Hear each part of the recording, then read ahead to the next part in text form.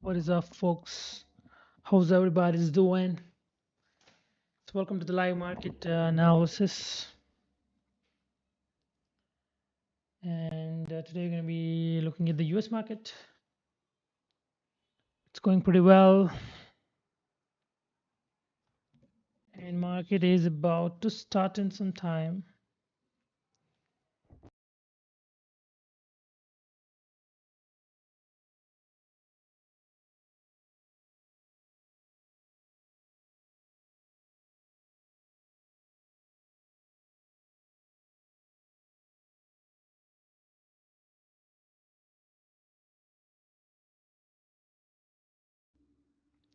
Crude oil is taking a bottom. It's pretty good. Just wanted to check the quality of the stream.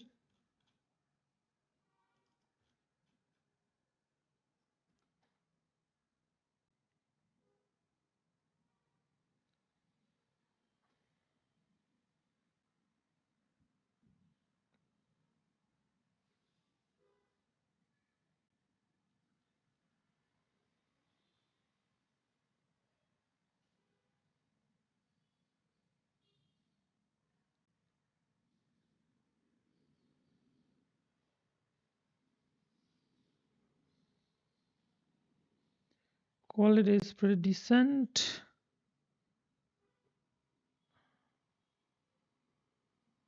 Not the best.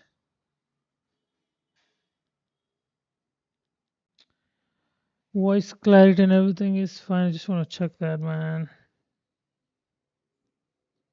Quality is pretty decent. Yeah. Welcome back, folks, to the live analysis of US market and all the market with whatever available. And let's quickly go and see all the markets. I mean, from the Nifty is in a resistance zone, and what I'm expecting is to test this 25,200 level and to come down a bit. Okay, I've taken a long position in Nifty, and we'll be booking a profit when it is down by 0.5% from the same level. So DAX is also taking up a little dip here. So whenever it comes to the 2400 levels, it's a buy opportunity. And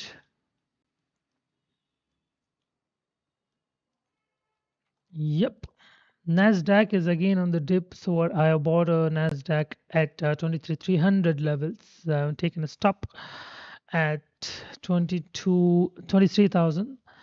And it's a huge news event today, so it's a full of news events.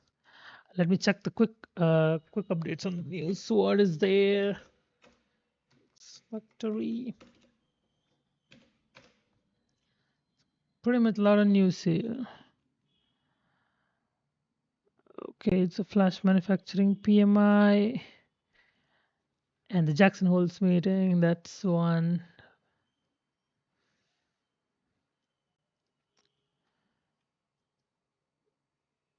And let's go to another index. This Japanese market is a straight buy from here. It's kind of a head and shoulder. It's not yet completed, just a forming pattern. And you can take a bet of buy here. If this breaks, then you have another dip to buy. It's still not bearish yet. You have a long trend line supporting. So till it falls to the 41,366, it's a buy the dip for Japanese. The Nikkei 225, let's go to the Hong Kong 50. It's also buy on the dip. I don't trade on the Hong Kong Nifty and Australian FTSE. So if you guys interested, I just commented below. So I'm going it and doing a separate video. But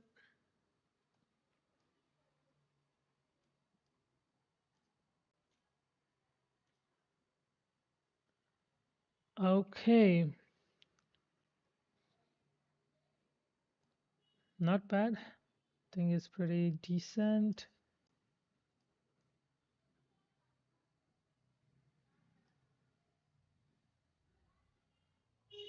if you go to the natural gas and look at the daily candle, I don't trade natural gas on less than daily candle. It's a clean support buy area at 2.7.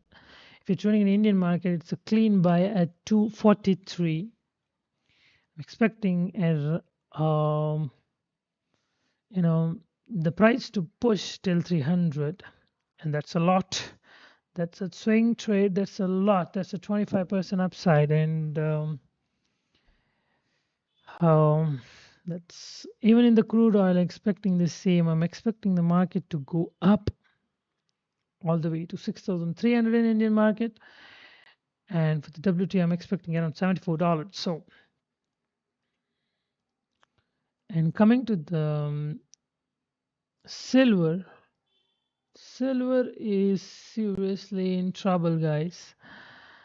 So it was a downtrend for silver. It was in the this it was in the first channel, and it went to the second channel and came back to the first channel. It was in the first channel, came back to the second channel and the first channel, so which is slightly bullish, and now it has taken a reversal of here. It was like market structure breakdown and the price reverses and a very good short entry from here, and so here the structure changed. So is there any entry in 37? And that was a perfect entry, but none of the technical indicator would have been told you to. But how do you take an entry on that?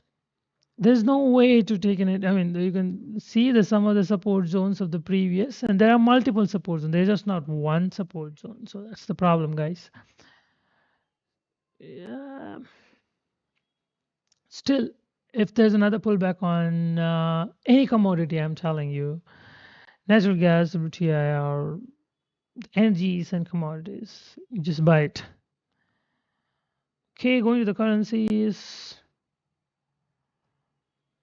So EU or JPY, I was short on the EU or JPY. Euro JPY is a clean shot for me. If your price reverses to 172 level, it's a very good entry. And now it's some way just have to observe some of the liquidity to go any direction. That's it. GP I mean GP is, I mean, it was a lower high structure, and it is changed from this level. Now it is like lower, I mean from lower low to it will change to high low and higher high. So I'm expecting that around 198.